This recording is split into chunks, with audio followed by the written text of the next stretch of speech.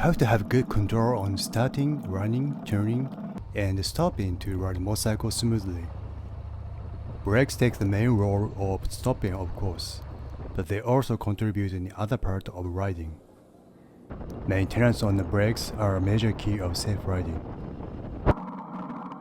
Motorcycle makers and engineers advise to change the brake fluid every 2 years. And I got 3-year-old fluid with my bike. Oops. The function of brake fluid is to transmit the power to operate brake from the lever. It is filled in the master cylinder, the brake caliper, and the tube that connecting them. There are a few ways to restore the fluid.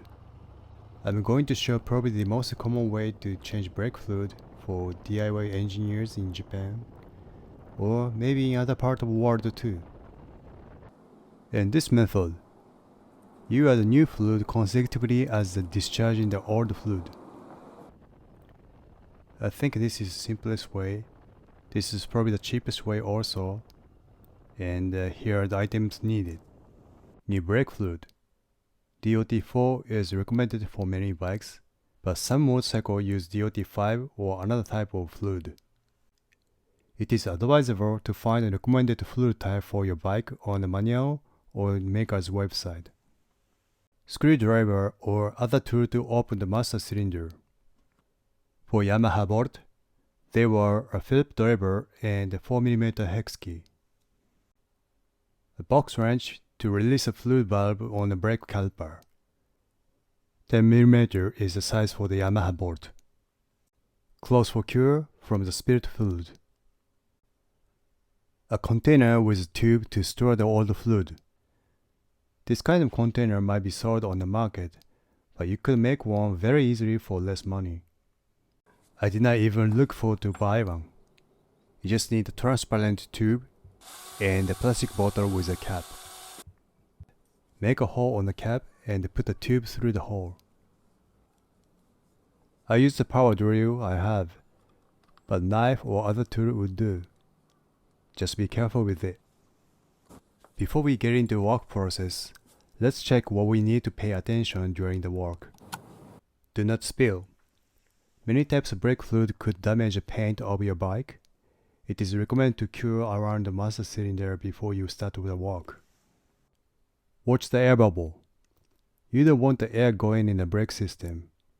Brake fluid transmits the pressure created with the brake lever to the brake caliper, but the air would contracted by the pressure and reduce the power to operate the brake. Avoid water.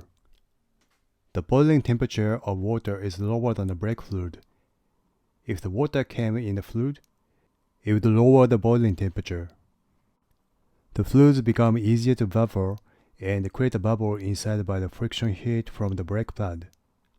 You already know why it's bad. In other words, once you set the cure for the spill and remove the risk of water in the workspace and from the sky, the only major trouble remaining is the air. The air comes in mostly from the ends of the brake system, the master cylinder and the caliper. There is another possible source of bubble in the fluid, which is the fluid itself. I have already mentioned that the water in the fluid can cause an air bubble. All the fluid inside absorbs moisture from the air over time. The boiling temperature of brand new brake fluid is over 200 Celsius, but it gets lower to around 150 as the fluid takes moisture. Well, thank you friends for waiting. We are finally starting the work.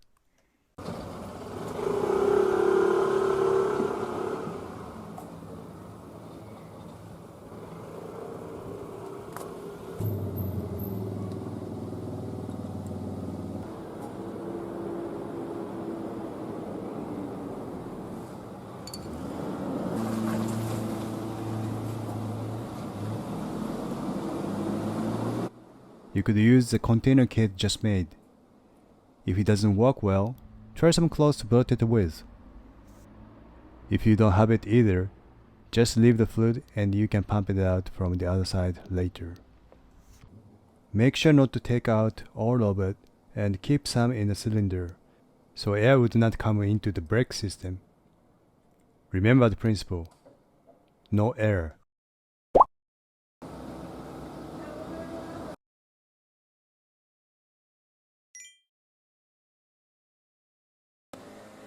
You could use a spanner, but I found it easier with a box wrench. Make sure to have space to turn it anti-clockwise so you can open the valve. Now everything is set to change the fluid.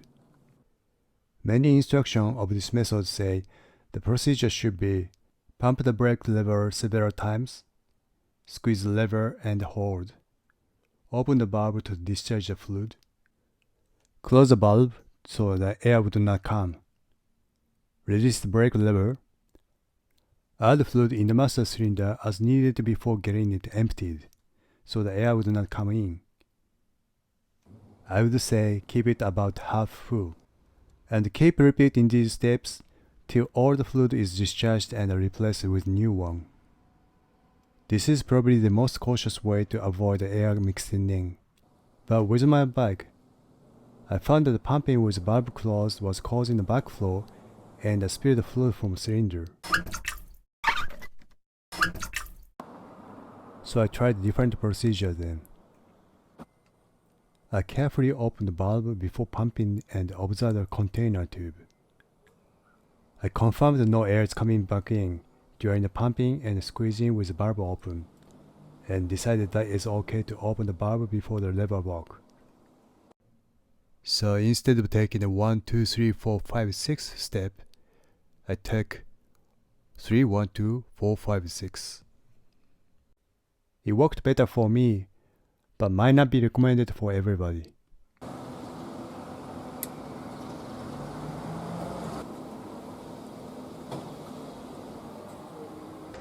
Squeeze.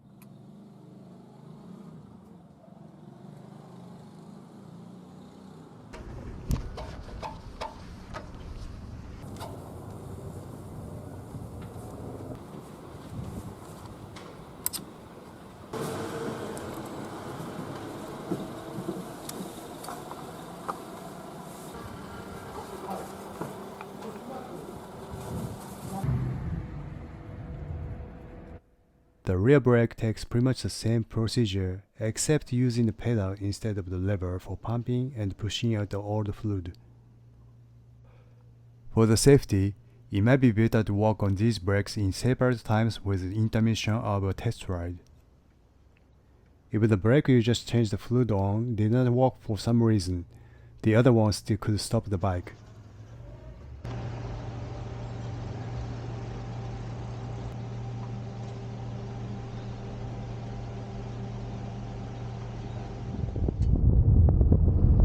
At the test ride after the restore, I noticed the brakes are tighter than before, which is good.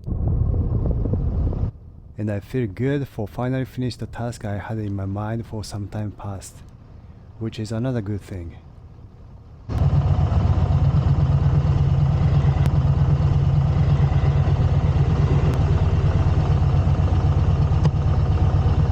It started raining hard right after I came back from the test ride.